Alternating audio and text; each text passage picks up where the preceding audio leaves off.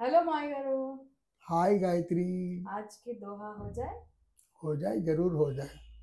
కొంతమందికి ఏంటంటే కొంచెం స్థితి వచ్చేటప్పటికి ఒక రకమైన గర్వం వచ్చేస్తుంది. నా అంతటి వాడు లేడు అనే ఒక గర్వం వచ్చేస్తుంది అనమాట. ఆ గర్వాన్ని అణచడానికి కబీర్ దాస్ ఒక దోహా చెప్పాడు.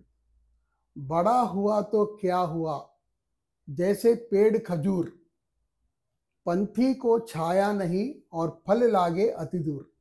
దీని మీనింగ్ ఏంటంటే, నేను పెద్దవాడిని అయ్యాను, పెద్దవాడిని లాభం ఏంట్రా నువ్వు పెద్దవాడయ్యి, ఒక ఒక ఖర్జూరం చెట్లాగా అంత పెద్దగా పొడుగ్గా అయిపోయి లాభం ఏంటి?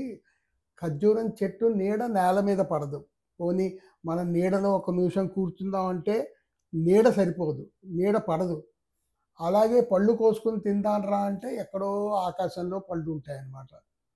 అందుకంటే వాడు ఇలా పెద్దగాడయ్యాను, పెద్దవాడిని అయ్యాను అని అనేవాడు సంఘానికి పనికి రాకపోతే వాడు ఒక తాటి చెట్టు లాంటి వాడు అని చెప్పి దీంట్లో ఈ పోయిందో చెప్తాడనమాట.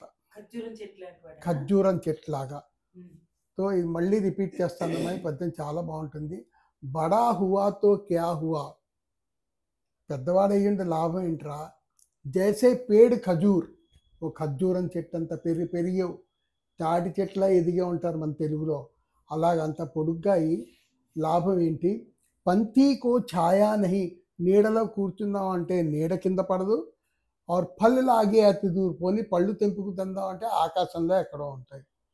అలాగా ఈ పద్యం ఒక మీనింగ్ వస్తుంది అనమాట.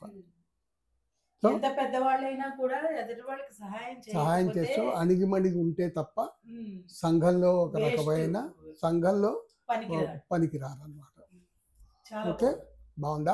చాలా బాగుంది మాయ గారు. Thank you. Thank you.